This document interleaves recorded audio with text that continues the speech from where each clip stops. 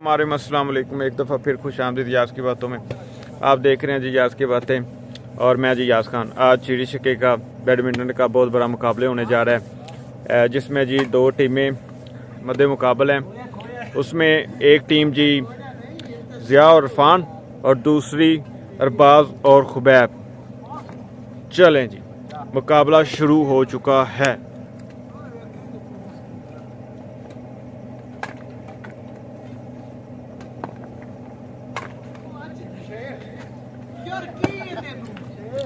और ये जो गेम है ये 15-15 पॉइंट की है।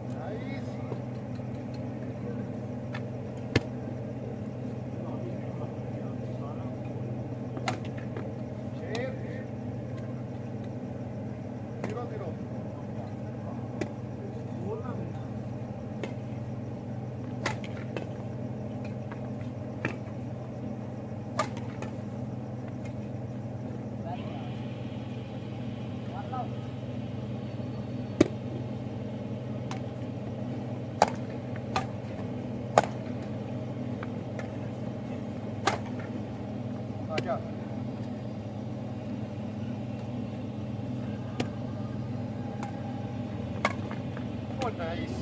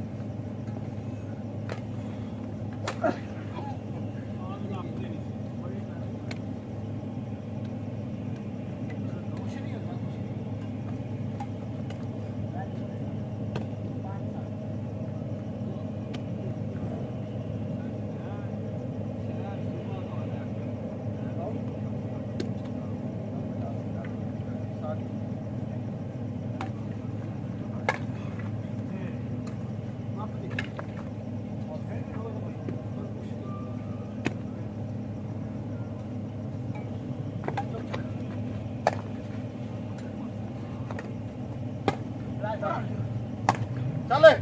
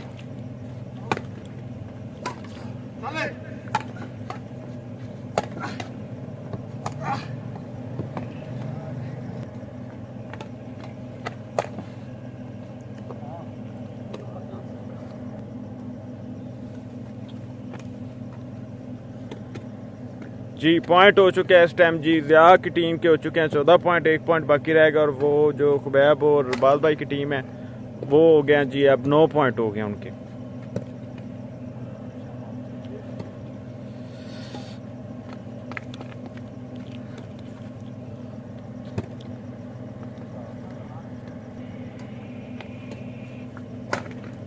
वाह, फाइनली दया की टीम जीत गई जी, दया और इरफान की टीम। Good game.